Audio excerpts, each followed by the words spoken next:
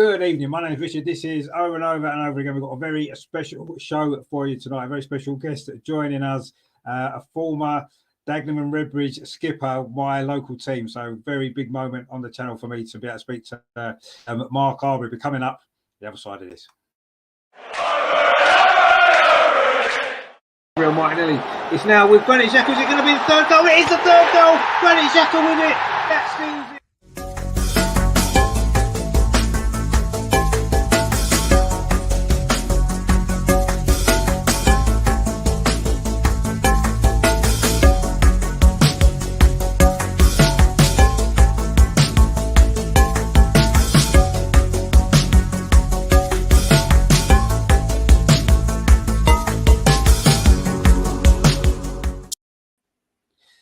So joining us it is, of course, Mark Arber. How are you doing, Mark? You all right? Yeah, very well, Rick. Thank you. How are you? Yeah, not too bad at all. Not too bad at all, thanks. I suppose we better start, obviously. It is an Arsenal channel. I know you're an Arsenal fan, aren't you? How did that kind of come about? My uncle was a season ticket holder, to be fair. So I got introduced to Arsenal at a young age. My two boys are now Arsenal fans, so it's almost a family tradition. I'm just looking at your intro, and with all the guys with their Arsenal stuff behind me, I found the most peaceful and quiet point in my house. So unfortunately, I haven't got the Arsenal memorabilia here. But yeah, listen, my lads' room's decked out in Arsenal stuff. So I become an Arsenal fan purely simply through family traditions, and it's gone on forever since. I mean, I'd say my dad was an Arsenal fan, played for Arsenal as a kid. He was an apprentice at Arsenal. And my two boys are Arsenal fans now. So yeah, it's a family tradition. Fantastic. I mean, obviously, you were born in obviously South Africa, weren't you, Johannesburg? I think your dad was playing out there at the time, was he? Was that right? Yeah, my dad was playing for Johannesburg Rangers. So he was, as I say, he was an apprentice at Arsenal. He left to go to Orient, had a real bad injury about 24, an injury nowadays that you'd probably get by, but he had a real bad injury out there. So my mum fell pregnant when he was in South Africa. I was born there. Then I went to America for when I was 2.5 for about a year. He played for Atlanta Chiefs and then come back to England. So yeah, listen, I was born there. I got called up for a squad in a World Cup qualifier where I was playing at Peterborough, but I had problems with dual nationality passports. But yeah, listen, I'm South African by birth. I mean, you wasn't you have too many memories of living there at all then? No, unfortunately, when I got called into the World Cup squad, Stuart Baxter was an English coach. I actually went back there. We had 2 games, one against Cape Verde and one against Ghana. And we actually had a base in Johannesburg. So even though it didn't really work out that great from a football point of view, it was a real privilege to go back there because, like, obviously, place of birth, I'd always wanted to go back there, perhaps on holiday. Hadn't got round to it. But when I went out there, obviously being in a national team, you get treated a bit like royalty. Do you know what I mean? So it was nice to go back there and see the sort of the lovely country that it is. Yeah, fantastic. I mean, how old were you in England then? I would have been just after my 3rd birthday. As I say, Dad was out there playing football, went to Atlanta, played a year there, but he had a real bad injury and we just had to come back. So ended up sort of settling just outside Dagenham. That means so Dad was brought up sort of Bethnal Green, Roman Road, that area. Do you know what I mean? So settled there, and as you said, playing for Dagenham was almost like homecoming because it was where I was brought up as a kid, just down the road, probably 10 minutes away. Yeah, I mean, I was literally born around the corner to Dagenham's ground, so it was always my local club when I was young. The first game I ever went to was at Dagenham, actually. I know we don't like to talk about it on this channel, but you did start your career at Tottenham, didn't you? Yes, I did, yeah. So no particular reason why. I mean, I think at the time it wasn't like football nowadays where there's an academy system. It was called a centre of excellence. I was still playing local football for Lakeview over at Loxford Park in the Echo League as a centre forward, by the way, not as a centre half. And really? I ended up sort of going through the system at Spurs, went from a centre forward to a centre half. And I actually could have gone to Arsenal. Steve Rowley courted me for a long, long time. Could have gone to Manchester United. But listen, although it was one of those eras where I actually went to training in an Arsenal shirt. You could get away with it. Obviously, now you couldn't. But like in them days, it was like you just turned up like you do your local grassroots team. You just had a football kit on and you just turned up and played. So I actually used to turn up at the old ball court at White Lane in an Arsenal kit. And it was just really the norm. But I suppose I was comfortable at the club. The time when I could have gone to Arsenal, Manchester United, I'd been at Spurs for sort of 3-4 years, and I enjoyed the environment. Was used to the environment. I think as a young kid, that's probably part and parcel of sort of being comfortable and getting the best out of you. But yeah, I played for Spurs as a kid, but was a mad Arsenal fan and have been all my life. Yeah, I mean, did you get sort of close to being in the first team? Did you get on the bench or in the squad at Yeah, all? yeah. I suppose I was unfortunate as such in that I had in my time, listen, without racking my brains, I had at least 4 managers when I was in the first team squad. So I would have had Jerry Francis, Christian Gross, George Graham, David Pleat in my professional years. So I had to sort of prove myself as a young kid through different managers. And listen, I haven't thought about this without even coming on the show. I actually was sub at Highbury under Jerry Francis. Wow. And the story goes, I think Sol Campbell and Gary Maverick were centre halves, and in them days, I think it was still 3 subs out of 5 or whatever. And someone had got injured early on. Mabsy was carrying an injury, and then Jerry turned around to me and said, "Mark, go and get warm up. You're going to have to go on." And I said, "Jerry, you've already made 3 subs." Do you know what I mean? So I couldn't actually get on the pitch. But yeah, listen, I suppose not making it at Spurs, the career highlights were playing at being sub at Highbury in the first team game. It would it have been a Premiership game then? May have been, or the old sort of First Division. And I also played at Highbury against Dennis Bergkamp. Why he was playing in the reserves, I don't know. But he was one of a number of idols I had growing up. It's probably him, Ian Wright, Tony Adams. But I've got sort of history. I've got team sheets. So I actually played at Highbury for Spurs against Dennis Bergkamp. So although I didn't get to kick a ball in the first team, it's not sort of bad memories to take away, is it? No, definitely not. I mean, even with any kind of top level club is amazing enough experience anyway. But I mean, after Tottenham, obviously you did end up going to Barnet, didn't you, on loan initially? I mean, was there any other clubs at the time that were interested? No, as I said, I think I'd been through 4 managers. I had quite a bad injury when I was 17. I had a cyst on my right knee, and it took me quite a long time to recover. But going through 4 managers, I was sort of dipping in and out of first team squads. I think I went on 3 pre-seasons with a first team squad. And it was one of those where I was probably in the squad 20 times, had sort of maybe half a dozen appearances on the bench, but never really made that step. And when I went on loan, I was 20, 21 years of age. I mean, and it's quite sort of old in terms of not finding first team level. If you see that nowadays, you'd think, well, they're never going to make the first team because you see at 17, 18, if you're good enough, you're in the first team. And it wasn't through no fault of my own. I just went on loan and I enjoyed the experience straight away, playing for 3 points, playing in a first team, sort of playing under some sort of decent enough crowds. And I just made a decision, sort of, listen, can I find my own pathway back? Listen, unfortunately, the week I went on loan, Luke Young actually made his debut against West Ham, and I would have been in pecking order a long way in front of Luke Young. So I suppose if you're going to have regrets in life, which I don't, I look at that and think I was a little bit unlucky. Yeah, and I mean, obviously, you was at Barnet a long time, wasn't you? You played nearly 200 games for Barnet, didn't you? Yeah. I mean, it must have been a bit of a contrast, I must have, from being at Tottenham, you know, being in the squad and then going to Barnet. Was they in League 2 at the time? Yeah, they've been League 2. Yeah, it was probably my own fault why I wasn't, why I was there too long. Partly that, and partly because they valued me so highly. I mean, I think I had 4 different offers from clubs by the time I was there, but it probably took me 2.5 years to get my head around I wasn't at Tottenham anymore. I used to sort of be sort of ball playing centre half, and I'd want to do things sort of in and around the box that you couldn't do at that level. Do you know what I mean? It was more of, as you've seen supporting Dagenham, it was more of sort of being a defender first, while I wanted to be a footballer first. And it probably took me mentally 2 years to get round to sort of the actual fact I was playing at that level. And to be fair, I did most of my career, but as I say, it was probably more down to me than them that I stayed there for a significant amount of time.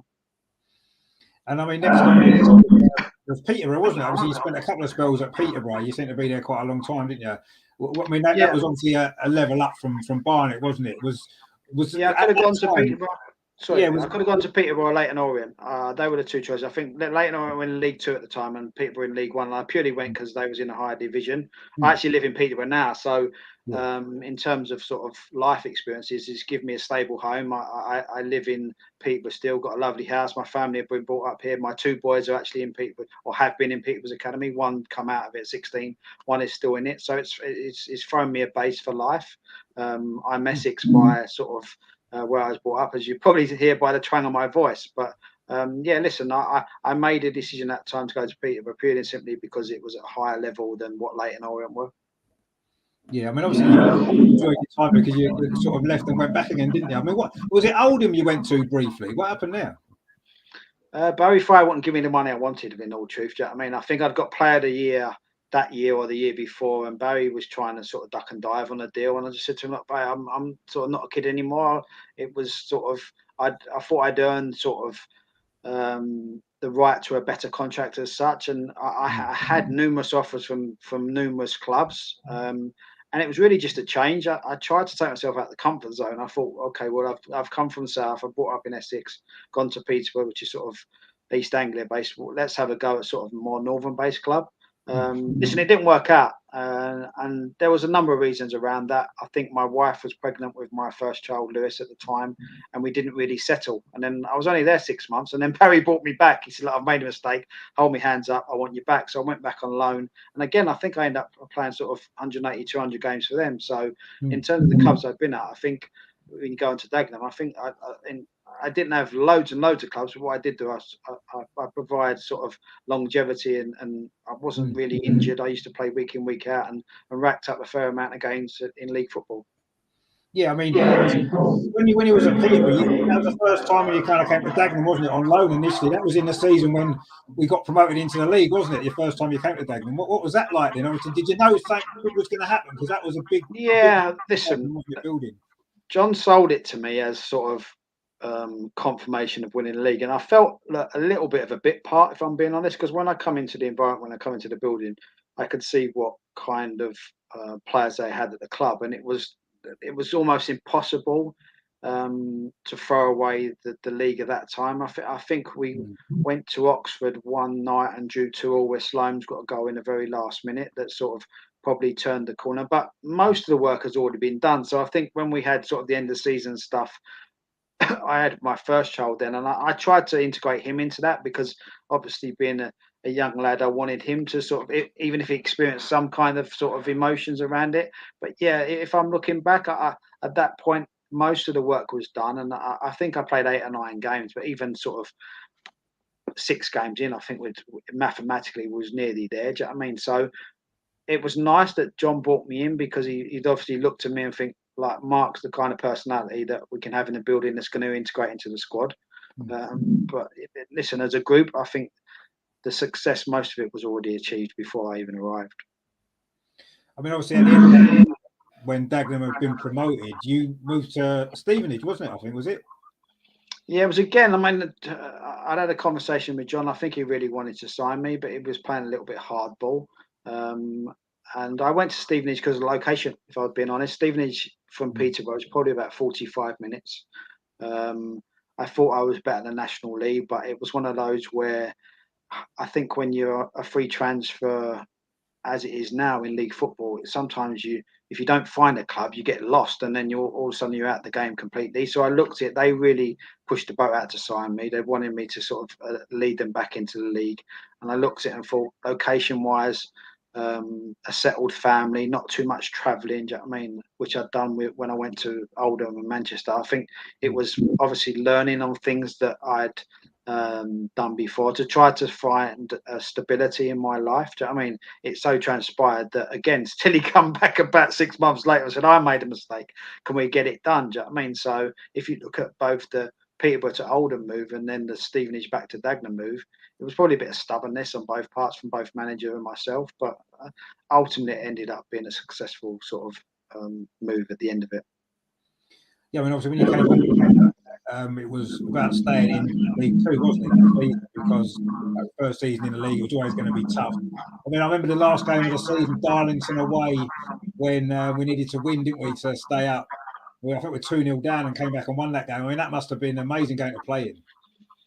Yeah, I've got limited memories. That I actually remember when I first come in, we went to a back three and we kept 5 clean sheets in a row, and that was probably the bigger impact, sort of memory wise, than the last game of the season. Do you know what I mean? Because I think it was a case where that when you're coming up from any league, that first season syndrome, it's very difficult to sort of keep yourself up.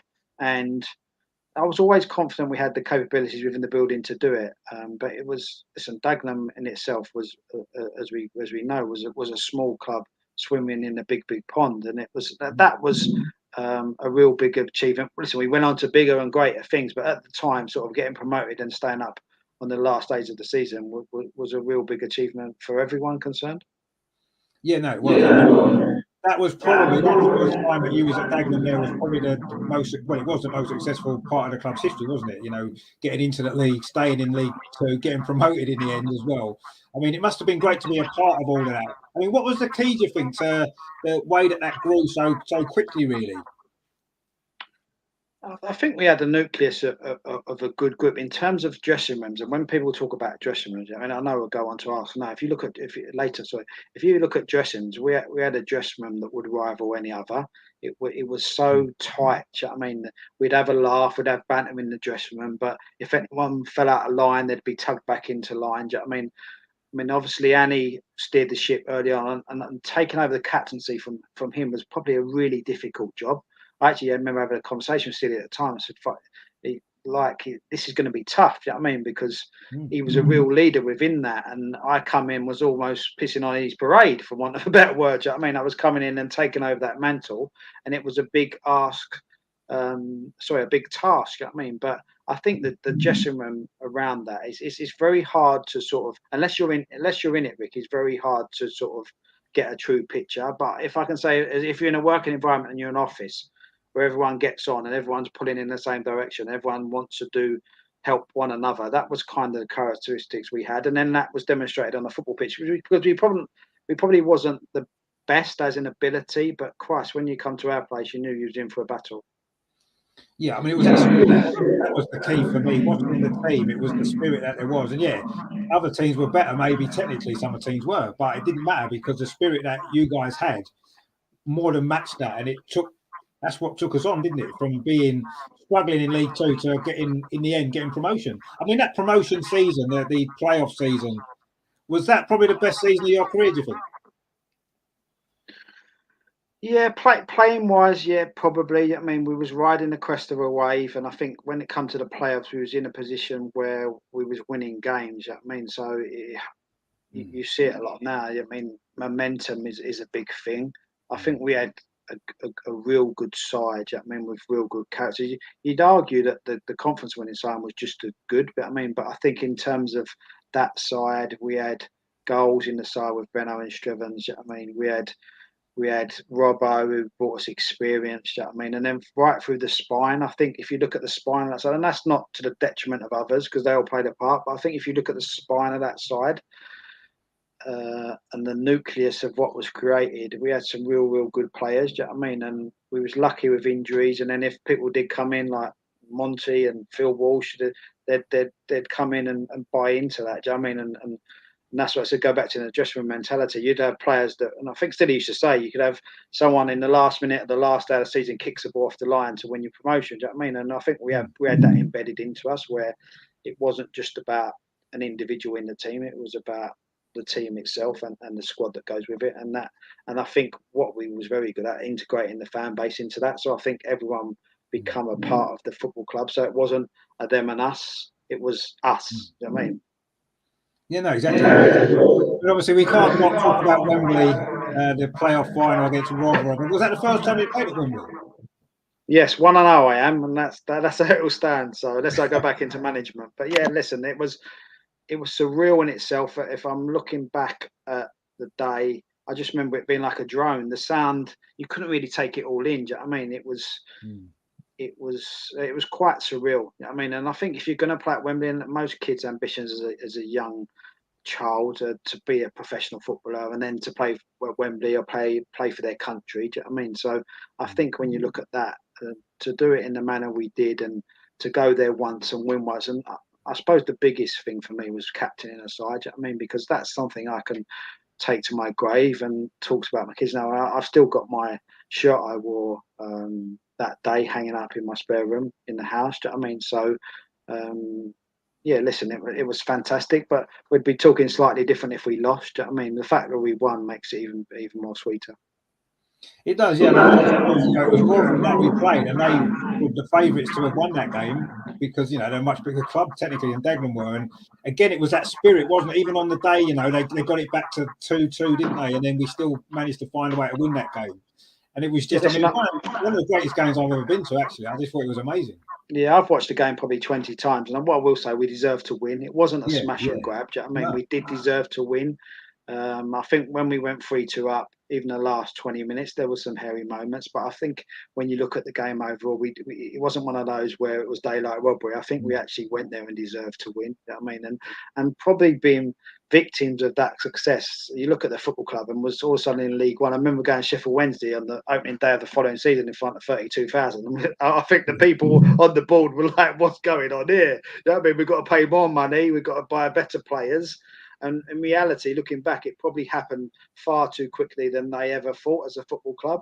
I look at Dagenham now, and it's a shame to see them sort of back in the National League. It shows you how high football can go, but how low you can fall. Do you know what I mean? I've still used to say that, never get too high with success and never get too low with failure. And it's kind of played out that way with that football club. Do you know what I mean? But listen, hopefully they'll get back to where they belong in the Football League.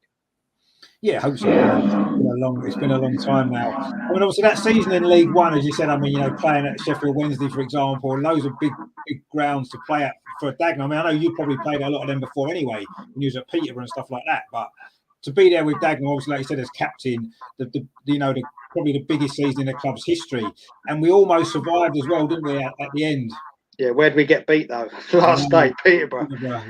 Yeah, and that's what I mean. When I look back, some of the things that have happened to me, I mean, it had to be Peterborough on the last day, and I mean that game I think we got beat 4-5, didn't we? But the game could have gone slightly different way. I remember John Kinnick missed a couple of chances at the post. I mean, in the end, we failed to get there. But I suppose looking back, that again, I say I don't look back with regrets. But if you'd have asked me if we were going to get relegated, I definitely would have said do it at Peterborough. I mean, it would have been the last place I'd have mentioned. But listen, that's just the way football could happen sometimes, isn't it? Yeah, I mean, you're right. We had in that game, especially in the first half, we could have been 2 or 3 up, and then we only needed a draw. I remember speaking to you actually on the pitch afterwards, and it was such a sort of bad feeling, wasn't it? Everybody was so disappointed, but afterwards, I think a lot of the fans felt proud of what we'd witnessed from the team for the whole season. And because we'd have been written off, wouldn't we? I mean, to take it to the last that itself was probably an achievement. And people may look at, well, where's your ambition in that? But the reality is, as a football club, do you know what I mean, on our fan base, on what we was probably paying as a budget, we was punching way above our weight. But that's where our character took us. Do you know what I mean? When I said about the dressing room spirit, it took us all the way to League One and falling on at the last hurdle. Do you know what I mean? And when you look at today's game, you know what I mean, and clubs, you know what I mean, I watch loads of football, Rick, in my job now, and the character of some of these players and football clubs, you can go a long way with a tight knit dressing room. Yeah, and that proved the point, didn't it? Those few seasons at Dagenham, without a shadow of a doubt. And then, obviously, back in League Two again, it felt a bit of a bit empty, didn't it, that season? Did it feel like that for you? Did as brothers fans? Did it feel like that for you as players, that you felt a bit flat being back in League Two? Yeah, it was tough. Yeah, I think that was probably the toughest season. When you say the best season, that was probably the toughest season, because you have the euphoria of reaching them heights and then sort of going back to League Two, and that was tough that season. It's almost like a blank season to me. I can't remember too much about it, but that was probably the realities of it being where we were to where we ended up. Do you know what I mean? So it was a tough gig. And that was your last season. Yeah, listen, it ended in difficult circumstances. I almost felt like I didn't have a chance to say goodbye. I mean, I had a bad injury that season and played on when I shouldn't have done. I mean, that was just when I said to you, I played lots of games for lots of clubs. It was almost that I played. Listen, if if you speak to players and they put their hand on heart, most of them will say they're never 100% fit any of the time. Do you know what I mean? And I was probably playing at 95% most of my career, because you've always got little niggles or things you're carrying. But at that particular time, it probably was because I was captain. I was trying to do too much and trying to take too much on my shoulders. I had a double hernia operation, which I probably delayed 2 months, and I never really got back into it. Do you know what I mean? I think at that time, Stilly, we had Matty Baldry on loan, and he probably looked at it and go, is it time? And I think I probably, I went to Dartford and had a real good year part time the following season, and I could have done another season, but it was just the way it ended. It was a little bit sour, but listen, that's football. As I say, I don't hold any grudges. So no, and I'm sure no one at Dagenham as either way. You achieve so much for the club anyway. As captain and stuff like that. So, obviously after Dartford, was you a player coach? Was it Corby Town? Yeah, I went to Corby. He was pal of mine was manager. Listen, it was again local to where I live in Peterborough. They say never do business with mates, don't they? And he was a pal of mine. He was a manager, and not saying it didn't work personally, but it was like, listen, when you want things done professionally and you go into the non-league sphere and you can't get a pitch and you got people turning up and there's no lighting and then you got no balls, I just found it a real fall from grace. And the beauty of that is it didn't last too long. We had a conversation and said, look, I don't want to fall out with you. Long-term relationship as a pal over things that really can't affect. So, yeah, I packed it in. I was already qualified as an A licensed coach and was coaching at the time, so I was ready. And I think the beauty of having the career I had at the level I did, I finished on my own terms. I wasn't forced to carry on playing. When I called it a day, it was. I probably could have gone on, but I thought the time was right. I'd set up myself. I was, as I say, qualified to do other things, and the transition from that, I didn't suffer, because they talk about depression and things off the pitch and the mental side. I didn't have that. I don't miss it, in all honesty. People say to you, do you wish you played longer, or do you miss it? I don't. I was one of those where I started at 17 and finished at 35, and I think I racked up 670 odd games. And that's enough. If you'd have offered me that at the start of my career, I'd have bit your hand off. So the fact that I had the chance to call it a day on my own terms, but had a easy transition into something else, is probably the real big benefit of what I'd done. If I look back and go, well, you've done that properly. Yeah, did you feel as though you could have played at a higher level? Yes, for sure. If you ask my peers and pals, they used to call me just enough. You know what I mean? And that probably was attached to me. In terms of, it was just my demeanour. I was quite laid back, quite relaxed, quite confident. Sometimes it come across as arrogant, which I'm not. I'm just confident in what I do. Do you know what I mean? I've got a real steely sort of mentality, want things done properly, and I want to win. I was unlucky at Spurs, as I said, through 4 managers that didn't really get that opportunist luck that you need nowadays. And then going to other clubs was either worth too much money. I failed a medical at Stockport when they was in the Championship at Barnet. Do you know what I mean? So I was unlucky as such at playing at high level, but I wouldn't swap my career for what could have been. Do you know what I mean? If I look back, and I'd be in the 1% bracket, Rick. You know what I mean? So in terms of the amount of games I played, so I'll take it. Obviously, you said your A license. Was sort of going into management something that you'd wanted to do, or was it maybe more coaching the side of it that you was interested in? Yeah, if you ask players I played with, they'd always say Arbs would be the manager. Do you know what I mean? And I think I still could do that. I'm only 45, and listen, I'm working in the football industry now as head of football operations for an agency. But I think in time, when I've had enough and I get to an age where I can sort of give my time to that, I think I'll go back into it. I think I'll be a good manager. I think it's probably the one thing I wanted to do. My career probably hasn't transpired that way, but I still think there's time. Listen, it's not going to be at the highest level, but I think if the problem you have nowadays, and I have friends like Darren Curry, Ben Strevens, you know what I mean, I look at them and Kevin Mayo's at Southend now, the people I've played with, and there'll be many more that will come through the system that will surprise you. But it's such a cutthroat industry. Like Strev's done really well at Eastleigh, brings me up. We have chats on the phone 45 minutes, an hour long, you know what I mean, just pouring our hearts out to each other. And that's the brutality of the industry. Darren went to Barnet, done really well, and then couldn't get back in the game. I used to speak to him regularly. He's now gone back with Kev at Southend. And I think the nature of that business is such, you can have the highest qualification, cost you a fortune to get the qualification, and then you get it wrong, and in 6 months you're literally out of the game. And I say that with a great respect. So perhaps at the top level, the likes of sort of Frank Lampard and players that have played at the top level will get ample opportunities. But I think if you're a journeyman as such and you want to go into management, you only get one crack at it. And if you're not successful, you're buggered. You know what I mean? It all goes pear-shaped. And what do you do next? So I look at it and go, yes, I will do it, but I'll do it when there'll be no pressures. And if it goes wrong, it won't cause me any massive repercussions. Yeah, I mean, that's probably, like you said, it is very, you don't get a lot of time there in management usually, especially at the lower levels. It's the way it is, isn't it? Yeah, it's tough. Yeah, listen, I know Daryl really well. I mean, I think Daryl's at the time was a great appointment. He's got a good background. I played with him at Stevenage, and we come through Tottenham's academy system. He's a good coach.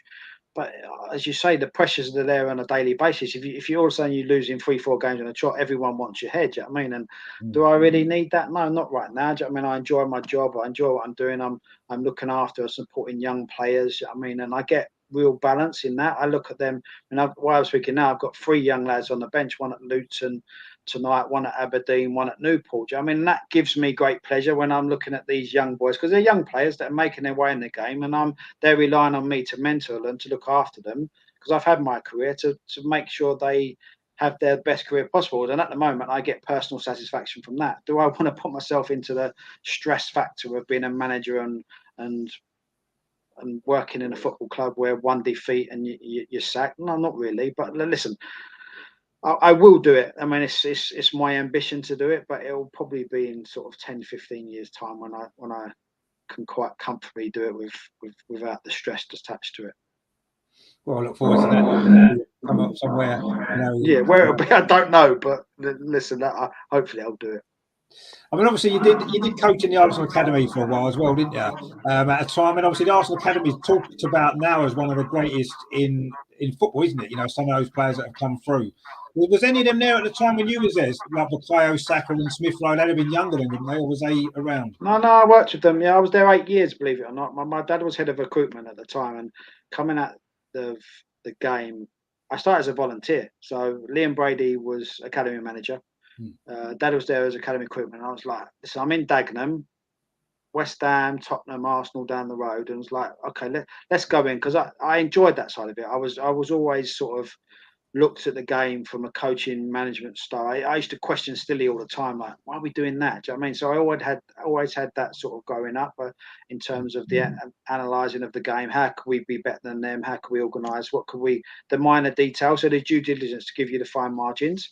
So I went in there as a volunteer, and then listen, I'd advise that to everyone in the game who wants to. But some people come to me and go, Mike, I want to be a scout, I want to be a coach. What do I do? I said, go in someone's building, do it for nothing, because eventually you work hard enough. There'll be a day when a coach don't turn up. Rick, we need you to take a session today. I mean, okay, fine. I mean, and if you're in the building and you do it, that's how you get yourself opportunity. So listen, I was in the building for a period of time, and then gradually worked my way through the system, and then was part-time, and then I'd go sort of from Dagenham and work 3 days a week. And then like I was taking the under 13s and under 14s on a Tuesday, Wednesday, Thursday, and on a match day on a Sunday. And I've done that for 8 years. But listen, I speak about it regularly. I mean, the players you'd mention will always be at the forefront in terms of Bakayo's and Emil Smith Rowe's, the ones that come through the system. The best players I ever worked with were Chris Willock, who's at QPR, Reece Nelson. I'm glad that he's shown in the last couple of weeks that he's come back sort of, and it was great that he got sort of the goals and the assists he did last week, because he's a real talent. And Josh Martin, who's I think now on loan, he went to Norwich and fell out the game, but in terms of ability, they were the best 3. Chris come away, didn't he? Joe, his brother, was there, who's now at Newcastle's first team. Chris is making waves at QPR, and I think will be a Premier League player for sure. Reece is on that peripheries where he, as I say, he's just done the things, and Josh is sort of still making his way, but have a good career. But you look at Bakayo, you look at Emil, you know what I mean? But then you look at Josh Da Silva, who's at Brentford. You look at Nathan Teller, who's at Southampton. I mean, I promise you, the list goes on and on, and it probably doesn't get the recognition it deserves. You know what I mean, and that time, listen, I go back to Pall End regularly now in my job, and it's a fantastic building. Everything's done for these boys. Everything's on a plate. They're looked over. They're picked up in cabs and taken to the train and taken home. And that's the modern day life and the society we live in. When I was there, it was like all hands to the pump. Do you know what I mean? There was like you'd pump the balls up before training. Do you know what I mean? It was just a different environment, a different mentality. And I'm not saying one's better than the other.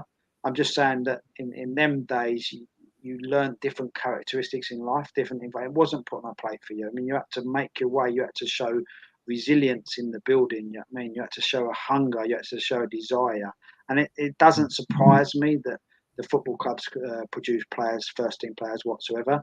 And I say not the ones that have made their way all through the first. So you look at Alex Iwobi, that was a big prophet who sold to Everton. Do you know what I mean? It's the list goes on and on, Rick. Let me tell you. Do you know what I mean? And like it's a testament to the football club in itself. Because as a fan, I've sat there and like the first team, we've had massive highs and lows over a long period of time, and I look at it now, and it looks like all of a sudden going back to the Dagenham thing. I mean, I watched the game at the weekend, and the mentality of that football club right now. And it's hard to compare Dagenham with Arsenal because it doesn't really make a lot of sense. But you look at the mentality now, it's embedded within them. Do you know what I mean? You look at them, they're all playing for each other. There's no shirking. And 18 months ago, I thought we was miles off it. Do you know what I mean? I'm sitting there going, sorry, boys. I mean, I've made you Arsenal fans and we're suffering. And it just shows you in terms of the turnaround can happen so just overnight. Do you know what I mean? Because if we was having the same conversation about the first team 12 months ago and the young players coming through, do you know what I mean? You'd go, oh, I'm still not convinced. And I wasn't convinced. I've got to be honest, I wasn't convinced. Although Arsene Wenger was a massive boots to fill, I think what the club's done has allowed someone time, because there was a lot of problems at the club looking from the outside in that needed addressing. But then I see a stat on the TV the weekend. I mean, his win record is up there, isn't it? I think it's even better than Wenger's from his first 100 games. You know what I mean? And I actually want to get home now to watch Arsenal games where I'd miss games. You know what I mean? Like in the past, I want to watch every single Arsenal game on TV from minute 1 to minute 95. And then there was a period when I'd be out and I don't really want to go home and watch Arsenal. I mean, like this weekend, it's 12 o'clock on a Sunday, and I'm working my day around watching the game because all of a sudden I enjoy watching the game. And I sit there with my boys, and we're all together as a family, and we're watching them again. And it just shows you, in terms of, for me, the environment in a football club is first and foremost of paramount importance. If you get everyone buying into that, then you can create magic things on a football pitch. So where do you think this current Arsenal team can go? And obviously, top of the league at the minute, playing well. Do you think that it's sustainable with the group of players that we've got, or do you think there's more needed to take them to the next level? Obviously, to catch Manchester City, overtake Manchester City. Do you think this team can do that?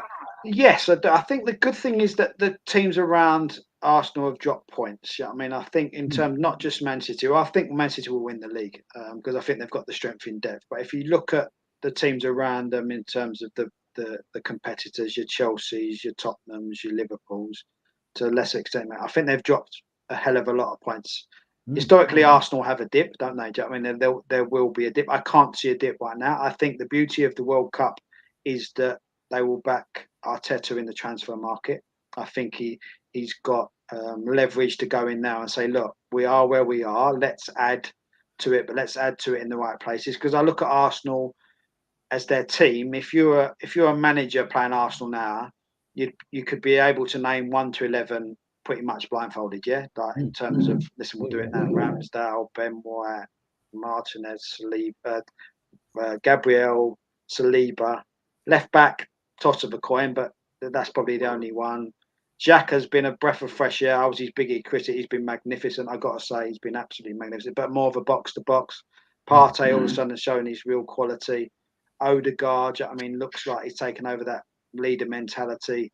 And then you've got pace on the outside. And although Jesus don't score goals, he brings real value to the side. I mean, you look at and you can criticise all you like in terms of his goal scoring record. What he does is he brings a lot of attributes aside.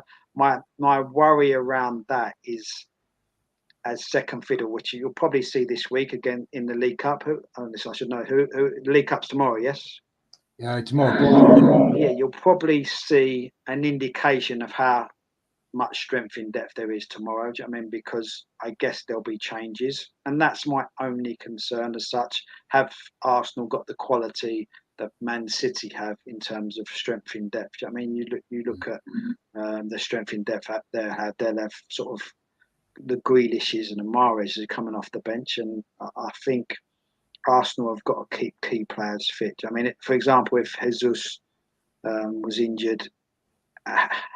Not saying Eddie hasn't got the quality, but Eddie coming in and being the focal point of that attack is a big ask for a young lad who's come through the system. Do you know what I mean? So I think they've done marvellous. Sustaining it is going to be the hardest thing. I think the World Cup break depend on even with Martinelli and Jesus go into being called up. I don't think they'll get loads of minutes, will they? For Brazil, they'll be sort of second fiddle. So I think Arteta will be sitting there going, "Please come back with a clean bill of health." Do you know what I mean? But listen, it's chalk and cheese from where it was 12 months ago. So let's ride the crest of a wave. Do you know what I mean, at this moment in time, it's fantastic being an Arsenal fan because I sit there and I mean, beating Chelsea the weekend was probably as easy as game you'll ever see against an Arsenal Chelsea. It was won at an absolute canter, which is nice to view, isn't it?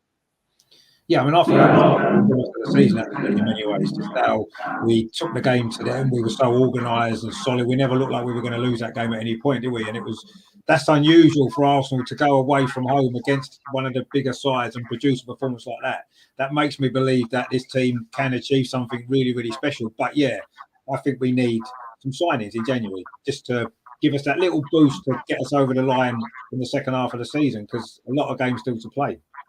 Yeah, but listen, fans want instant success, don't they? I think in Europe, that's probably I look at that and go, well, that's something to target. I think in reality, Europe this season, if he plays with his best side as such, I think that's a target in terms of a trophy.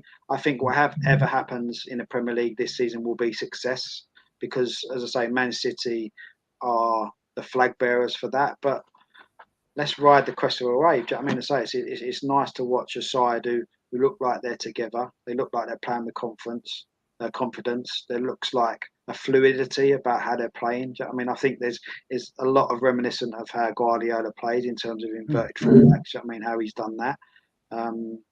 Pace out wide. But as I say, the key for me is keeping everyone fit. And the second half of the season is Xhaka's interview on the weekend. There's no trophies won in the first half, so they are trying to accumulate as many points as they can. And to be fair, that was spot on what he said. Apart from swearing on TV, that was spot on what he said. I mean, it's important because you are going to have a blip. I mean, even if you've got City the weekend, the win over Fulham. I mean, Leno could have done us a right favour there, by the way, because I thought the 2 goals he let in he should have saved. Do you know what I mean? But I look at that and say, yeah, accumulate points because there's going to be a dip in the season. But at the moment, it's nice being an Arsenal fan. It is, yeah. Long overdue in many ways as well, isn't it? Because we've suffered, as you said before, we've suffered quite a bit recently. I mean, obviously, going back to sort of the younger players, obviously, Saka and Smith Rowe and Reece Nelson now in the first team squad. What maybe sets them players apart from maybe the ones that don't make it? Obviously, you coached some of these younger players. What is it that they've got that the other players don't? It's ability, is it? No, hunger, desire, and resilience are the 3 words I use. I mean, listen, it's in the environment you become. It's hard because you're a kid, aren't you? And you're having to go to school, and it's not as simple as what you think the system is around. Like some of these boys would have to get on a bus and a train to get to Howell End. Do you know what I mean? I remember Reece used to be late really regularly on a match day, and I used to have to suffer that and say like, listen, I had to make a stance and like I'd leave him out, but like 10 minutes into the game, I'd bring him on. I was like, listen, you're late. I've got to make you sub, but give me 10 minutes and I'll get you on. So I played the game a little bit with him, but I think I knew him as a kid, knew his family around him and how difficult it was to get into the building. And that's the things you don't see. Do you know what I mean? In terms of the development in their physical attributes. Emile would have been very slight as a kid, you know what I mean, and quite timid, but always had fantastic ability and good athleticism, and was quite humble, quite a shy kid. You know what I mean, you see that now. He's quite reserved, isn't he? He's not. But Bukayo had real ability, would create moments within the game that you could rely on him to win games. You know what I mean? And then I say, for me, Chris Willock was the best in coming through the system. I used to play Chris, and he used to win games on his own, but he probably didn't have the opportunities that others did. And I think he went to Benfica, has come back, and I watched him the other night. I know he's been out, but his stats in the Championship with QPR, I know they've faltered a little bit. Chris will be a Premier League player, and I think that's the important thing to recognise in terms of the academy system.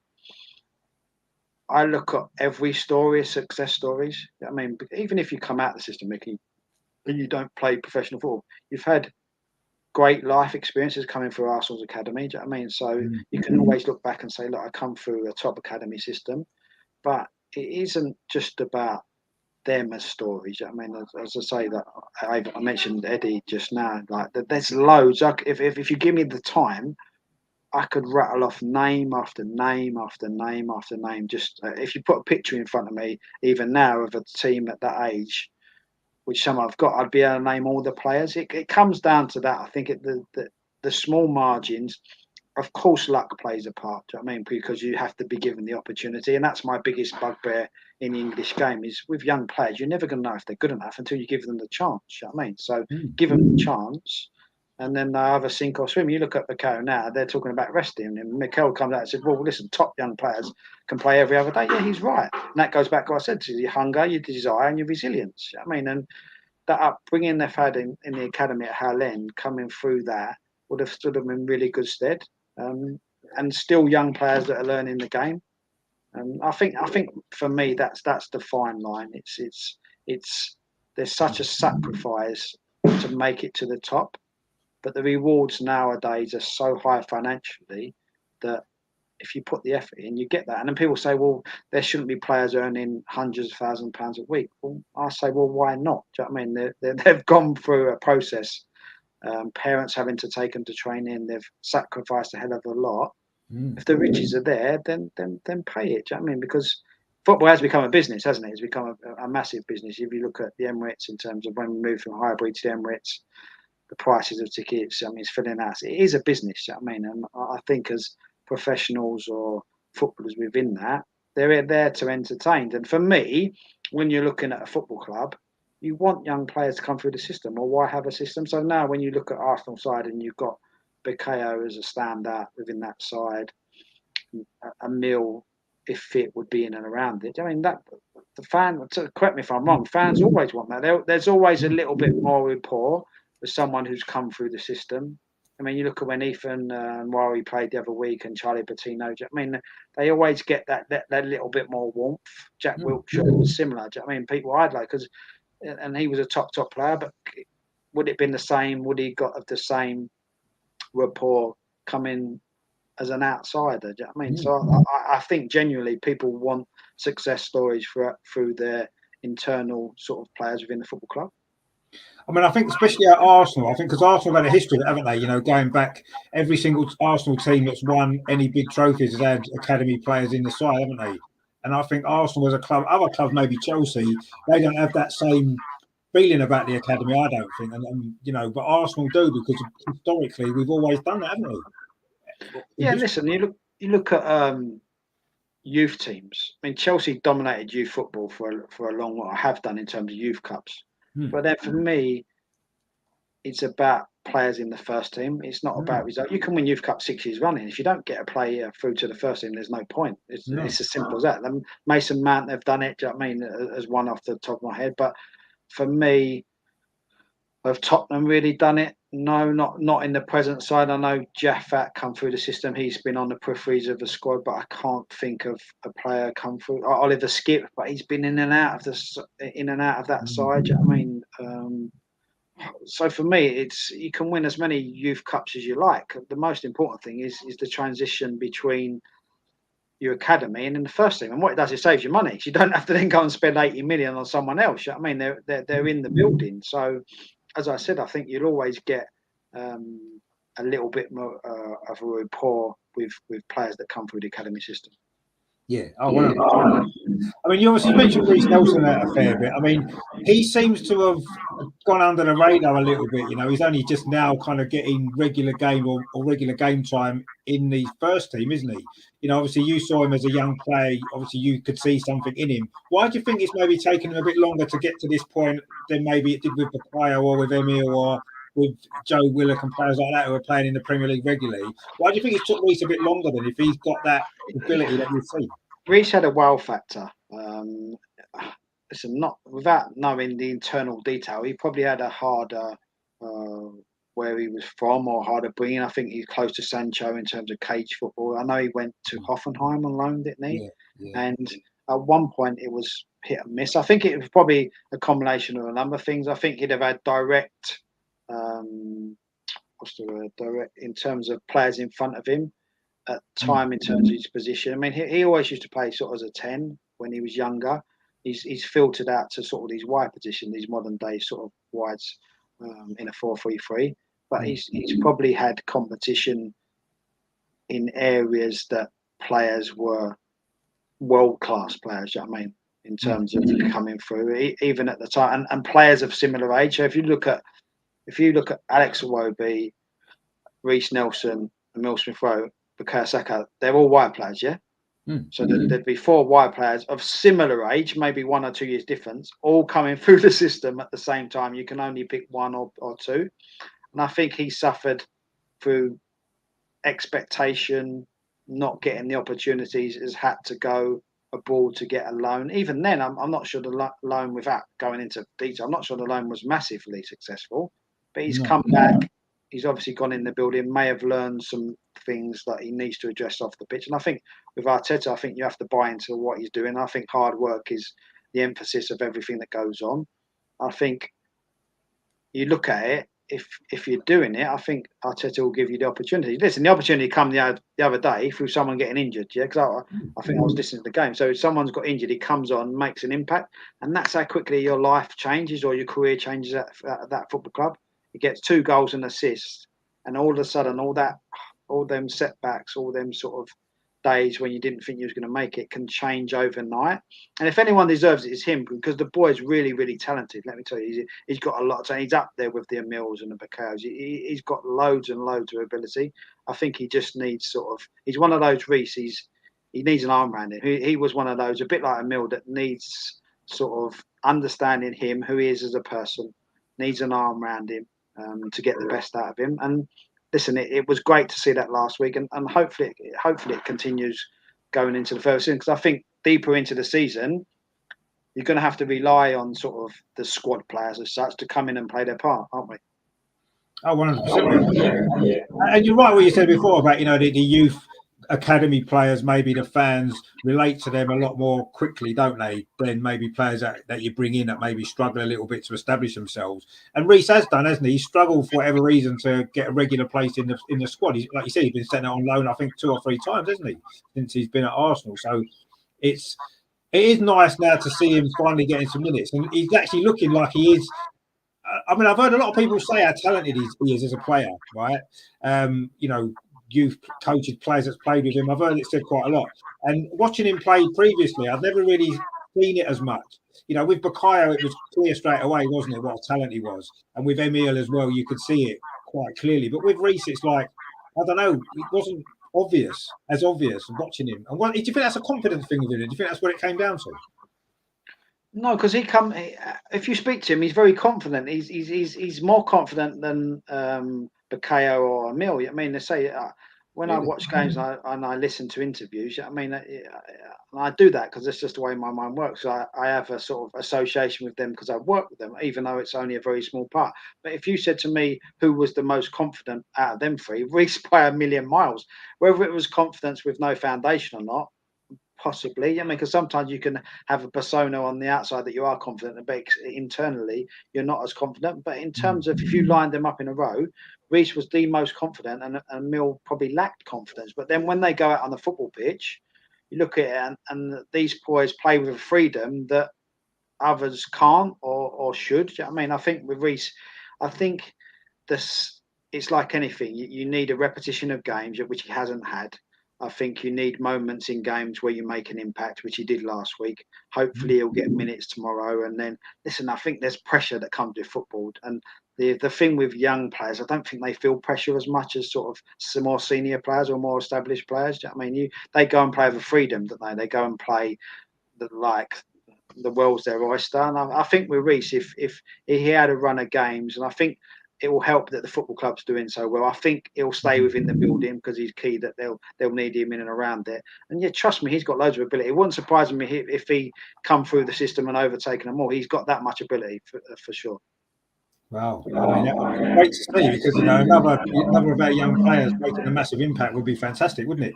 I mean, did you work much with Ainsley Maitland-Niles, or was he a bit older? Yeah, I worked with Ainsley. No, that's what I said to you. If I actually come on here and worked to a brief and wrote down the list of players, there'd be so many. Literally, the list goes on and on and on and on, and it's a testament to the people within the building at that time. They probably don't. It was probably overlooked. I mean, I'm not saying just people who play for Arsenal.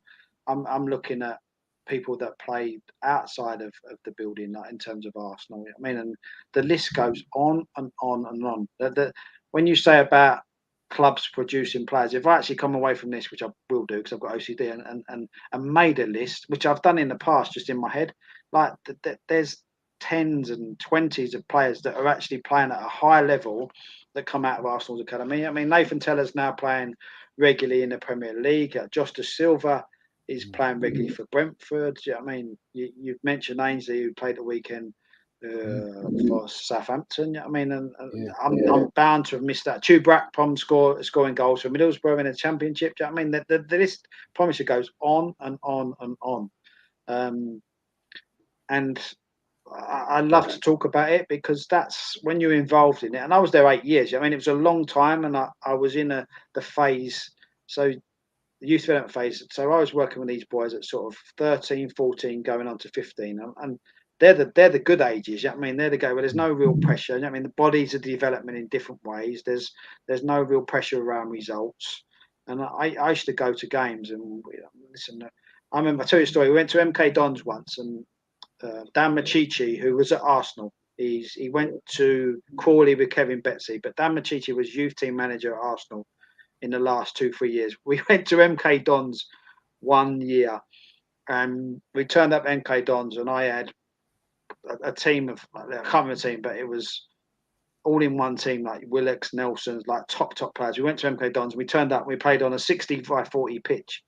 I said to Dan, what are you doing? And he said, oh, it's a bit waterlogged. We need to reduce the size of the pitch. And I promise you could throw from the goalkeeper into the front man on the edge of the box, him turn and shoot. So it was like 11v11 on a 5-a-side pitch was the best way to describe it.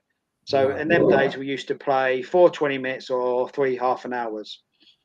So it turns out over the course of the day game, we come away. I think we beat them 1-0 or 2-0. And I was working with Cole Aram at the time, and he was my boss. And we was like laughing. He's like, "Why has he done that?" And Dan was like, "Oh, listen, it's tight spaces. We're trying to challenge our players." Like we was like, "Dan, no, you're not just protecting the scoreline." Well, what happens in that kind of youth doing football? You have a home and away fixture. Yeah. So about 8 weeks later, they come to Howell End, right?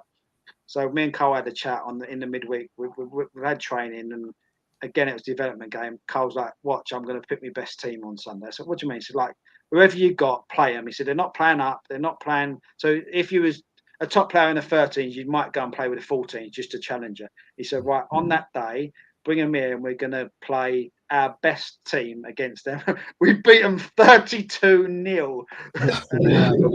We was just missing ourselves laughing because like it was just, for the kids, it was like, we'd gone there and it was like, what are we doing on this bit? And they know what they're doing. I mean, kids ain't stupid, are they? They're going, what? They're just doing this to protect them. And he was adamant that it was just to give them a different challenge. And we come away, and then, it's like kids in football, they want to win. The coach doesn't need to win. You tell me a kid that doesn't want to win in any sport they're participating in, do you know what I mean? But it was like we'd gone there, suffered as such because he'd done what he wanted to do to keep the score down. But obviously when he come to Arsenal on Howell End and you got these pitches that are like absolutely manicured, and it was a wet day, we played our best side. And we and Cole were sitting there, we were laughing. What's Dad thinking there? He can't change the dimensions.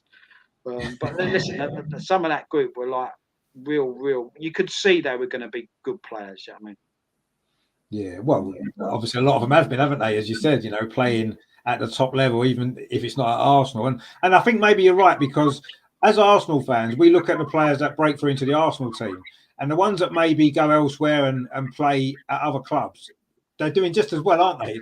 The academy systems work with them just as well as it's worked for Bukayo Saka, for example. They're just playing at a different club, aren't they? For whatever reason, that's happened. Yeah, But listen, that's the environment you create. I think coming out of Highland, as I said, when I was there, which is now probably edging on to excuse me, my phone's going, edging on to sort of 10, maybe 15 years ago. I mean, it was completely different to how it is now in terms of facilities. I think there was just a house in the middle. I don't know Highland when it was just like a building in the middle. Like now, the infrastructure is unbelievable. They've got pitches that reminiscent of the Emirates. And it was a different way of life. And I think culturally, environment, it related to the kids more. I mean, I look at it now and say you go into these buildings, and I'm not saying it's right or wrong because the finances are there, but you walk into some of these buildings, Premier League clubs, in terms of their training grounds, and it's like a different planet. This was just old school. I mean, I had it at Spurs. It was like Mill Hill, and then they went to Luxembourg Lane. This was like old school. The building hadn't been touched. There was pitches created in just bits of land, the grass on the left hand side, and I think the environment was close. I mean, so everyone was in it together. You had like kids would come in and you could watch them out the window in the offices. I mean, so Roy Massey, like he'd go in his office, have a coach, you could watch him out the window. You'd watch onto the Astro when the Astro was built, and you could just see them having fun. Now I think sometimes in academy football, that fun's taken out of it. I mean, for me, you're looking at it should be a life experience, because unfortunately, not all these boys are going to have professional careers, are they? And I think when I look back at that, listen, you'd have to ask the questions personally to them, but I would guarantee most of them would say they enjoyed that more than they would today's sort of environment, because it's very pressured, isn't it? This was unpressured. It was almost like, come on, we're in it together, we'll muck in together, this needs to be done. Do you know what I mean? And used to create sort of, it was like a culture of like not mess, but you know what I mean? You go, rather than having structured stuff where you manage, it was like, listen, messy's good because you have to find your own solutions. Do you know what I mean? You have to find solutions within the environment where we'd have two groups training on a full pitch, so you'd have half each. That won't happen nowadays for sure, Rick. I mean, they'd have 24 pitches in each group. We'd have the under 14s there, the under 13s there, and we'd have to, like, we're bypassing each other to put on a session. But then it creates different challenges for the players, and they have to find different solutions. And then when you go out and in the bigger picture, like they've had the experience of that rather than sort of structure. And structure's good sometimes, but I think kids sometimes like mesh. Do you know what I mean? They find your own solution. Do you know what I mean? And I genuinely think, looking back at sort of 10, 15 years ago, coming out of it, not only if it was a great environment for me learning as a young coach, but it was a great environment for the players because they was able to just go and enjoy themselves. And there's nothing gives me more pleasure than seeing a young lad in a building playing with a smile on the face, because that's for me what it should be all about. You've got to go into the building with a smile on the face. If you haven't, then something's wrong. No, I agree. I mean, it would have been obviously even more different when you was a young player. I mean, would you have had to clean the players' boots and that kind of stuff when you was an apprentice? Yeah, I cleaned Darren Anderton and Dean Austin. Is that why you kept getting injured? Yeah, probably. They don't do it no more. I mean, they don't. That's taken away from you. Like, so for me, we used to have skips and like. So again, a big house at Mill Hill. The kit used to be thrown out the window. Someone would pack it into a skip. Skip then goes onto the minibus. Minibus goes back to the ground. You go back, but then you'd wash the minibus. Listen, did we want to do it? No, we probably didn't. But like, then you get embedded into like the reality, the things that I mean, and like. I think sometimes today it's a bit too. Oh no, you don't have to clean the boots. I mean, we don't. I'm a bit old school. It's like, you know, I enjoyed that. I mean, like, it's privilege. I've got to make sure that Darren Anderton's boots are pristine because he's going out there, the tools of his trade, and that's respect. So I'm earning his respect to do them properly, to get in, to make sure they're out, so he can go and train. So then when I'm older, like people they're looking after my boots. You know what I mean? And I know the traditions of how hard it's been. And I think sometimes when you look at today's environment, it's a little bit more mollycoddled than it should be. Do you know what I mean? Listen, that's my opinion.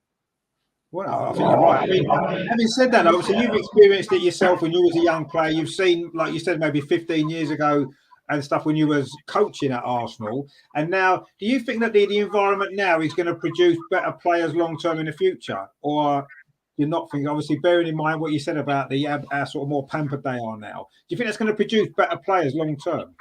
Yeah, listen, I think for me it comes down to opportunity. I think it's easy. Why have an academy system if you don't believe in what you got, and see if you don't have the players, you're not going to give them opportunity. And I know at Arsenal's level and Man City's level, it's a different kettle of fish at the top 6 clubs. You know what I mean, because if you look at City, Cole Palmer gets minutes every now and then. Tottenham, as I said, Oliver Skipp has played in and out. Manchester United, nothing really rolls. I know traditionally they say that they've had a young player in the squad for however many years, but how many have actually got minutes? Chelsea, Reece James, Mason Mount, West Ham, Declan Rice, although he come from Chelsea. Do you know what I mean? So they are there. I think we'll always produce players. I mean, I think the infrastructure is there for talented players. I mean, we're just going into a World Cup, and for me, you look at it as a group, and I'd love to be managing that side. But for me, you've got a centre back managing a country that plays with centre back traits. You know what I mean, so I look at Southgate, go, he's going to have them traits. So, like, if you look at the talent we've got at our disposal, and I don't think the back four is our strength, by the way, our back five where he plays. Going that way, we've got. Listen, as an Arsenal fan, it pains me to say it, but I know he is an Arsenal. Like Harry Kane, for me, is top 5 in the world. Do you know what I mean, for what he does? If you've got someone like that, then you're sport for choices around him. But I think we're a little bit back foot in terms of a country. Do you know what I mean? Listen, I don't think we'll win the World Cup. I think Brazil will win the World Cup. I think it'll be difficult in terms of the conditions that we'll have to put ourselves in. But I'd love to have the disposal of players we've got as a country. Do you know what I mean? It's we could argue all day long of who he should pick or shouldn't pick. You know what I mean? But especially going forward, Rick. I mean, we've got match winners. Like, for me, the other side of the coin is, do you pick players in form? Yes, I think you do. Like Ben White, for me, as a right back, not a centre back, has to go. Do you know what I mean? Then you look at Harry Maguire. I can't see how Maguire plays. If he can't get in Manchester United side, how can he get in the England side? Do you know what I mean? He'll pick Raheem Sterling because he's got fantastic form in tournaments for England.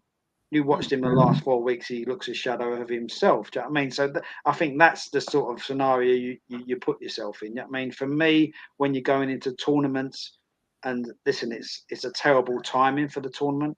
I know we're going off on a tangent here, but if you look at December, how the hell can you have a tournament in December in the middle of a season? There's been 3 or 4 people that won't go because they broke down. And I mean, Chilwell the other day. I mean, it's ridiculous. But listen, it's what's thrown in front of us.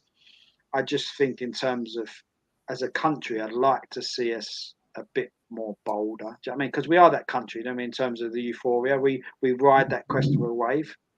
We've been fortunate with draws in the past couple of years in major competitions. I think we could go far. It's just, I think it's the mentality when it comes to knockout situations. Have we got the nous or skill set of a Germany or Brazil? Do you know what I mean? But listen, it was great to see Martinelli picked. It was great to see Jesus picked, because then you're picking players on form. Do you know what I mean? Saliba all of a sudden looks like a Rolls Royce. Do you know what I mean? Will he go in the French squad, or will he not even get in it? I don't know. Do you know what I mean? And that's sort of, when you're saying about young players coming through the system, it comes down to opinions, doesn't it? Football's a game of opinions. You'll have yours, I'll have mine. Ultimately, when you look at it on a personal level, you do need someone to believe in you, to provide you with the opportunity, and then you have to have a bit of luck, and then you can make crazy amounts of money that go with it. Do you know what I mean? That's the reality of this lovely game that we call football. It is now, unfortunately. Yeah, I suppose that's why it's gone, isn't it? I mean, I suppose it was a bit different when you played as well, wasn't it? You know, certainly at the level you played, the money wasn't anywhere near what it is at the top now, is it? It was totally different game completely, really, on that side of things, wasn't it? Yeah, listen, let's say what I do now, I head up a football team in a football agency. So all my players are young players. They're all under the age of 20. So I'm trying to use my life skills to give them a bit of mentorship and a bit of guidance to make sure they're humble, to make sure they grab the opportunity if it presents itself. There's pitfalls around it, you know what I mean? But I think it's like anything. You can go from a low to a high in 2 seconds, can't you? A vital goal and a vital situation. And they're what I call the uncontrollables, Rick. I mean, you got to put yourself in them scenarios to actually have that opportunity. And that's the beauty of the game. I mean, and as I say, from what I do now, it's come away from all the things I've done in the past in terms of playing, coaching. I enjoy watching players. My enjoyment now is sort of watching players develop, and my success is the identification of a player that doesn't quite catch the eye of others, and then believing in them that they've got potential to fulfill a career at a certain level, giving them the mentorship and guidance to go and do it. But then that becomes all I control, and that's the bit I hate. I want to play for them, but I can't. Do you know what I mean? So I look at it, and I'll come off here, and tonight the boys that are on the bench, they're all young players. I want them to get on because that I feel what they're feeling. Does that make sense? I mean, I get a sense of pride in what they're doing. It's like because I've taken them, believed in them, they've worked hard to get where they are, and then they need a little bit of opportunity. They like I know saying you might need someone to get injured and you come on or you're losing and he chucks on a striker because you're only one on the bench, and that's the reality of football. Do you know what I mean? And these boys, you can only talk to them about it. You can't actually put them in that scenario. It will happen, and they've got to deal with it. And that's the beauty of this. I mean, at that point, I think this might happen. You're almost preempting what might happen, but until it actually happens, it's like you're just thrown into that environment, and then they've got to deal with it as individuals. And I think the pressures around football, and especially young players, we don't really understand what goes on. I mean, we think it's easy, don't we? As fans, we sit there and go, well, it's easy. I could run around and do that and get to the ball if possible. The reality is we can't. I mean, and that's the beauty of being a fan. And I think sometimes that's when it becomes the harsh realities of being it, because I think mentally it's tough. It must be difficult. And people argue we get paid enough to do it. Yeah, but I'd say, well, put yourself in their shoes. I mean, week in, week out, you're under immense pressure to perform, and you're not going to do that every game, are you? Do you know what I mean? But you look at Bukayo the weekend. I didn't think he was particularly good the weekend. Do you know what I mean? And all of a sudden he takes a corner that's a crap corner. He goes for a load of bodies, sets up the goal. He's got an assist for the winning goal. But I actually thought his performance was poor on the day. Do you know what I mean? And the dynamics that can happen in one 90-minute game can change your life. That's how stupid this game is. Yeah, well, it is. Yeah, good, for good or bad, really, depending on the moment that happens. Really, I guess, isn't it? You know, for everybody. I mean, just going back to the sort of the England situation, I kind of would quite fancy Steve Cooper taking over. You know, because he did the young players, didn't he? A lot of those younger players that he coached in England. Reece Nelson's one of them, isn't he? In fact, we talked about before. Would you think he'd be a good choice to maybe take over from Gareth Southgate when he sort of steps aside, whenever that will be, maybe after this World Cup potentially? Listen, I was always big on Arsene Wenger. I thought Arsene Wenger would get the England job. I think that's probably bypassed him now. I think what you're seeing now, I want to say now, I'm talking about in the last 6 months, maybe. There's still going to be clubs that employ foreign managers, but I think Nathan Jones will get the Southampton job tomorrow. He's a young manager that's up and coming through the Championship, who's done a marvellous job. Eddie Howe has done an unbelievable job. I mean, I thought Bournemouth was sort of the pinnacle. Going to Newcastle was going to have added pressures. He's done an amazing job, and they haven't spent loads of money, by the way. Steve Cooper, it's tough because of the amount of players they signed at the start of the season. You're going to have that yo-yo effect of these clubs that come up and down. You're going to see it with Norwich. You're going to see it with Forest. You're going to see it with Burnley. I think I'd like us to go down that route. I just think it's a bold decision for the FA to make. I think if you look at it now, it wouldn't surprise me. Yeah, Coops would be a name. I think Scott Parker although he hasn't had the greatest start, I think he's got them characteristics to be a top manager. I think if you looked at it, Brendan Rodgers, I mean, although they've had a dip in form, there's a host of names that you could throw in the hat. And for me, I think I'm a traditionalist. I think English national team should be an English. Although I'd have gone for Arsenal for different, probably biased reasons. I think you'd like to see them be a bit braver. I mean, it's easy to go down the route of these sort of Sam Allardyce. And I mean, Gareth Southgate, some would argue he's a success, some would argue he's been a favourite. Overall, whether you like him or love him, I think he's done great. I mean, he's got us to semi-finals of major competitions. He'll probably be judged on where we finish in this World Cup. But all of a sudden, you're throwing names in the ring of Cooper, of Eddie Howe, Brendan Rodgers that should be there anyway. Do you know what I mean?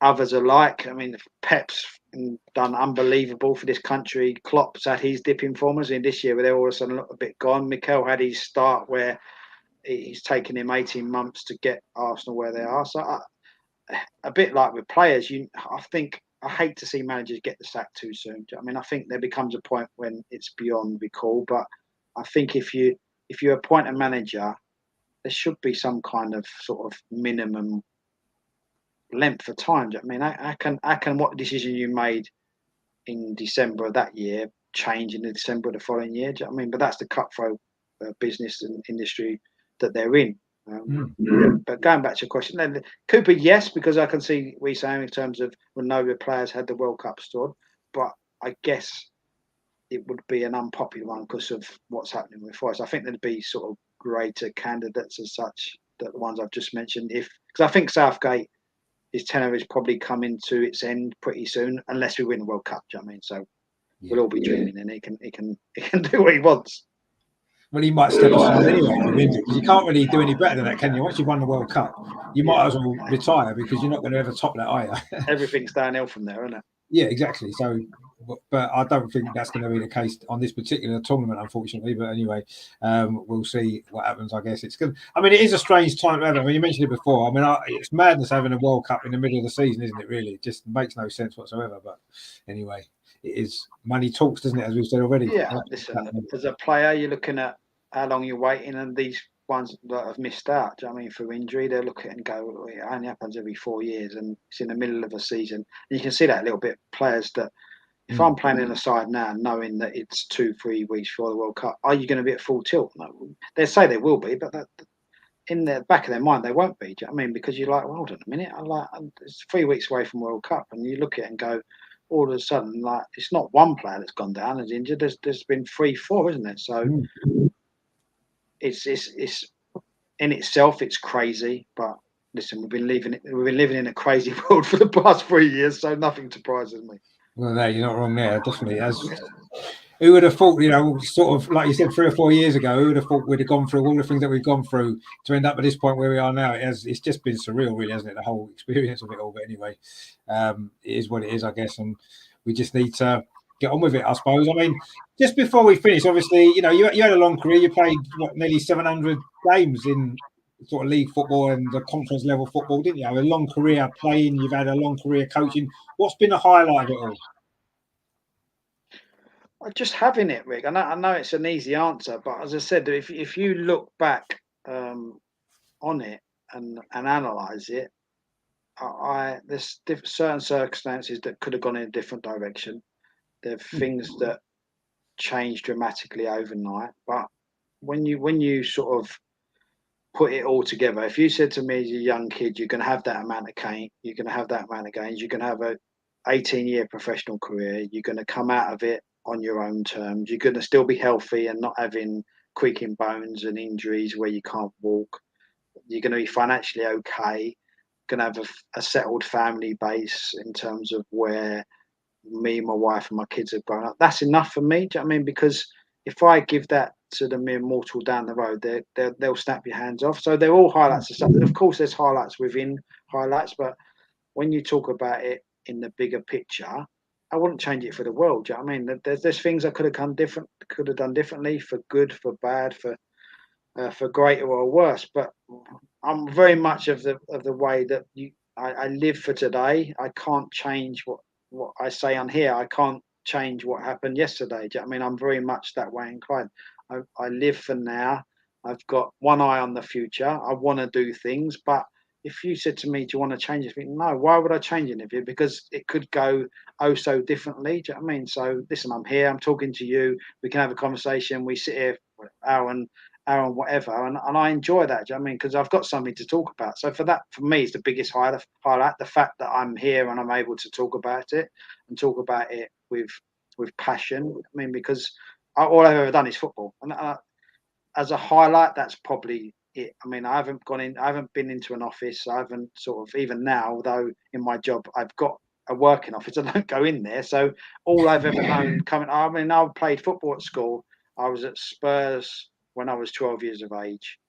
I would have been in that building. I'd have come out of school, went straight into Spurs, and I've been in football, come out of football, went into coaching, come out of coaching, was in scouting, was in recruitment, and now I'm still in football. So I know nothing else. And if you sort of ask anyone, would they want that? I think most would go, yes, is the truth. Do you know what I mean? So I wouldn't swap it for the world. Do you know what I mean? I could have been better, I could have been worse. But listen, at least I've got things to talk about with my children when they grow up and grandchildren, that there will be things as I have done this evening to talk about, which for me is an unbelievable highlight. It is, yeah. That puts it into a lot more perspective, actually, because I think, people maybe get a little bit too maybe wrapped up in, the career of a footballer it has to be at the top level. You have to be winning Champions Leagues and all this, that, and the other, or playing for England and World Cups and all that kind of stuff, which is great. But equally, like you said, pretty much 99% of the population of the world would love to have had the career that you had in football, wouldn't they? Brilliant. What a great career it was, at the level that it was. I mean, everyone would have. I'd have loved that. I'd love to play one game for Dagenham, let alone, Yeah, 150 whatever you played. And that's reality. And I mean, I think we live in a real world, and look at that. And as I say, I wouldn't swap it for anything. If you'd have asked me at 10 and you'd had that career panned out for me without knowing the sort of nitty gritty and the inner details, I'd have gone, yeah, absolutely, 100%. Do you know what I mean? And you look at my boys are in it now, and I'm having to sort of, my boy, just to finish, my boy was in the academy system at 16. He come out of it at 16 for education purposes. I cried. Listen, I'm a grown man. I cried because my dad's in football. I'm in football. My whole family are football. He come out of the system for education, and I was like, oh no, come on, you're family tradition. I mean, he's a straight A. He got A's, 10 A's in his GCSEs. He's doing 3 A levels now. He come out of it. He made the right decision. At the time, I hated him for it, but he made the right decision for him. And I think that's the beauty of it. My youngest son is now in the academy system.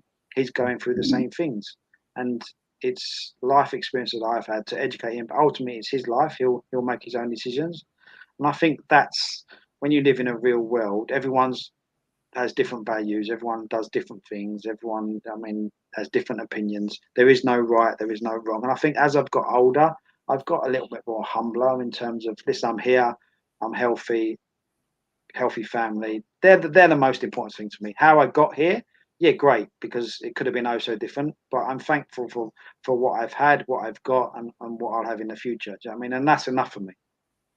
And that's great. Often it isn't for people, is it? Everyone seems to be chasing things, unrealistic aims and unrealistic goals in their life, don't they? It seems, and it's great to hear that you've enjoyed what you've had, and that's brilliant. And you've got a lot to look forward to as well in the future, which is great.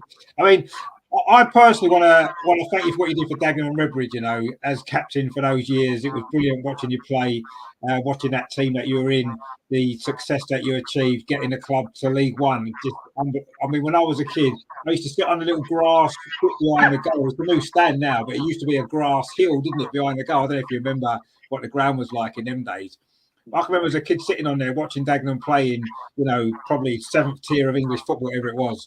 Never ever thought that I'd get to see Dagenham play in League One at Hillsborough or all them other fantastic stadiums. You know what I mean? And you helped that to achieve that. Not just you on your own. And I think that's the other thing. You have an impact on other people's lives, and I think that's important when you've got a humbleness around you, and you realise sometimes the smallest things make the biggest difference. And I probably didn't understand that in the moment, But when I come away from it now and I'm able, and I get messages privately. Listen, some good, some bad, some indifferent from different clubs. But I look at it and go, well, at a particular moment, I put a smile on a person's face. Do you know what I mean? Someone that might have made their day. Do you know what I mean? That was going through a rough time or a period in their life where they just wanted a bit of joyfulness in life, and I had an impact on that. Do you know what I mean? And as I say, I think the saying is that as you get older, you get wiser. You know, that's probably with me. That probably does really sort of really sit as it is. I mean, it's a case when I was a player, it was you're in that bubble, aren't you? You're in that bubble where you're sort of on a daily basis. That's what you're getting paid to do. That's your profession. But in the bigger picture, you're just a pawn and you're a piece of this world, and you're there to give it your all. You know what I mean? And to actually hear someone say that gives me as much pleasure as I need. Do you know what I mean? That's the reality of where I am right now. Do you know what I mean? It's at 45. I wouldn't swap anything I've done. You know what I mean? And I think when you can say that, that's enough for me. That's good enough for me. So if it was you and you was the only one, then I'll be happy. Well, it's not No, but yeah, Dagenham fans, I'm making you feel all the good. other clubs that you played at, I'm sure will have great memories of what you did for their clubs as well, you know. But I just mean because obviously because of what Dagenham was and what they became, and you was such a big part of that, you'll always be a part of that forever. Do you know what I mean? The history of Dagenham. Yeah, and that's what you can't take away. Never achieve again, will they? That's what you can't take away.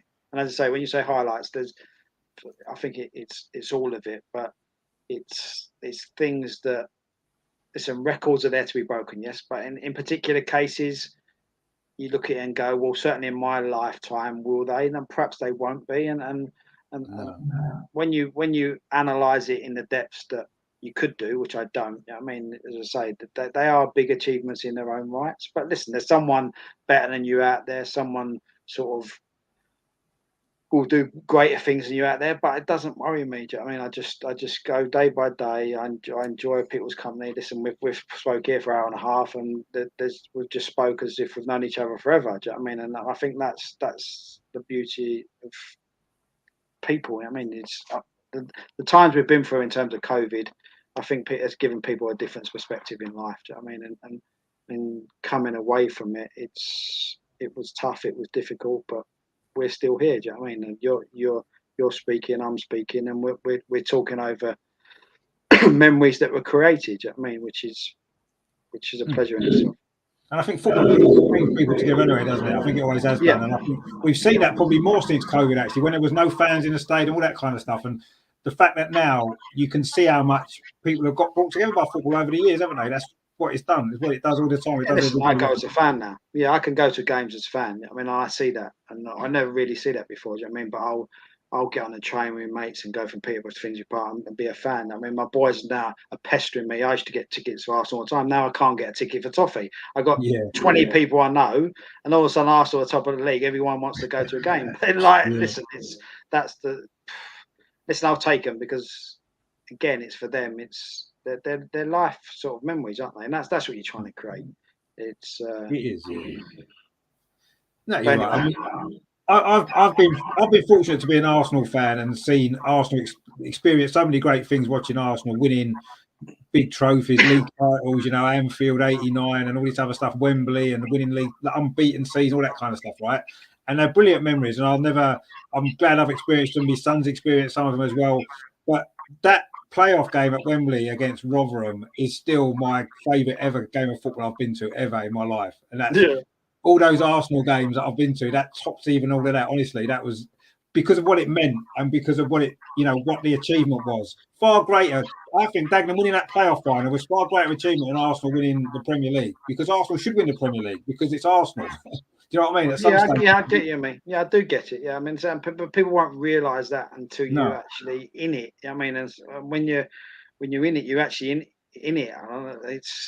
It's crazy to think, but listen, I'm the same. I mean, I've been Arsenal fan all my life, so I remember being a kid when Mickey Thomas scores a goal at Anfield running up the stairs. I mean, but then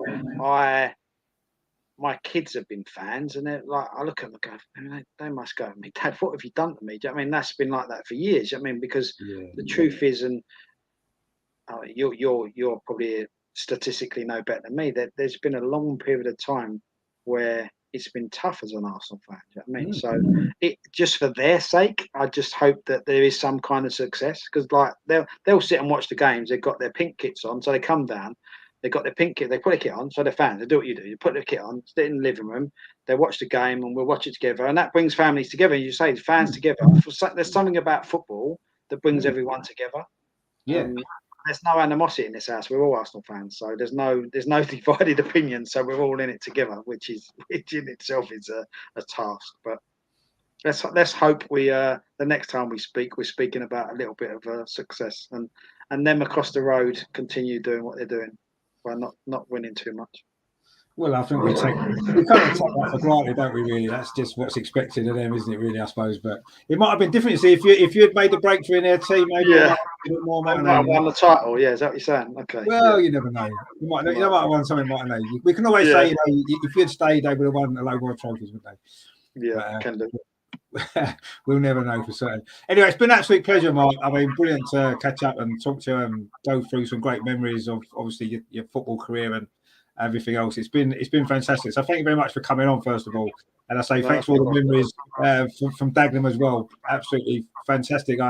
That's been obviously my favourite Dagenham team ever, the one that you played in, just for everything that you achieved, really. No, my pleasure. Thanks a lot, then, mate. I think we'll leave on this. It's going to be the first time I say have a good Christmas to someone. We're nearly there, so. Well, yeah, I'll probably get you off. It's November, maybe. But yeah, but I'll say have a good Christmas anyway. So. And yourself, yeah. Just so end it on a good note. And enjoy the World Cup as well. All right, pal. Top man. Speak to you soon. Sorry, mate. Cheers, mate. Thanks a lot for coming on. Cheers. Bye-bye. Cheers. So there was Mark Arber, worked at Arsenal's academy, worked with all them great young players that he mentioned, and loads he didn't even get a chance to mention. So brilliant stuff. What a great guest he was. And he had a great time at my hometown club, if you like, Dagenham Redbridge, who I've followed since I was a kid, living around the corner to the ground. So thank you very much to everybody for watching. I hope you did enjoy that. There's been quite a lot of comments going on talking about Arsenal, which is great, you know, Martin Erdegaard and Zaha, all this kind of stuff. John's been in the chat, and Terry, of course, as well. Tommy as well. So thanks to all you guys for watching. If you have enjoyed it, please give it a like and please consider subscribing to the channel. I'm back tomorrow. The watch along. Arsenal against Brighton in the Carabao Cup. Kickoff is 8 o'clock. Quarter to 8, isn't it? So I'll be live about 7:30. No, is it 8 o'clock kickoff? I can't remember now. Anyway, I'll be live 15 minutes before the kickoff tomorrow against Brighton. So if you are around, please join me for that. And then on Thursday, Adam and Steve are back with the Social Extra, looking at the social media stuff of the week and all that kind of stuff. So that's going to be good. So if you're around 8 o'clock on Thursday, please join them for that. I'm appearing on the Canon Chatter TV. I think it is on Thursday as well, looking at the women's show, women's football, Arsenal women, all that kind of stuff. So if you can join me over there as well. And then, of course, Friday, we're covering England Lionesses against Japan and watch along on Friday. And, of course, Saturday, it is the final Premier League game, isn't it, before the World Cup for Arsenal away at Wolves, 7:45 kickoff, isn't it, on a Saturday? That's a strange one, isn't it? So we'll be covering that as well, going live about 7:30 for that. So loads of great stuff on the channel. So please join me for any of those or all of that if you can, particularly tomorrow for the Carabao Cup. And that's going to be good. I say thanks again to Mark for coming on. Mark Arber, former Dagenham Redbridge captain, Arsenal Academy coach as well. He said good things about Reiss Nelson, didn't he? Let's hope that comes to fruition and Reiss can really fulfill his career, because he does look as though he's finally getting there, doesn't he, in the last few weeks. Let's hope that he can make a big impact tomorrow as well. And yeah, look forward to seeing how he develops. The fact that, you know, Mark said he was maybe the more talented one ahead of Bukayo Saka and Emil Smith-Rowe. So big things maybe to come from Reiss Nelson. Let's hope so. But that was a fantastic chat, wasn't it? You know, looking at maybe some lower league football as well, where Mark played, and of course the academy stuff as well. Brilliant guest he was. So thank you very much to him for coming on. I hope you enjoyed that show. I'll be back tomorrow with the watch along Arsenal Brighton Carabao Cup. So please join me for that. And in the meantime, of course, as always, come on, you Gunners. Come on. Thanks for watching, guys. I'll see you tomorrow. Take it easy. Real Martinelli. It's now with Granit Xhaka. Is it going to be the third goal? It is the third goal. Granit Xhaka with it. That seals it.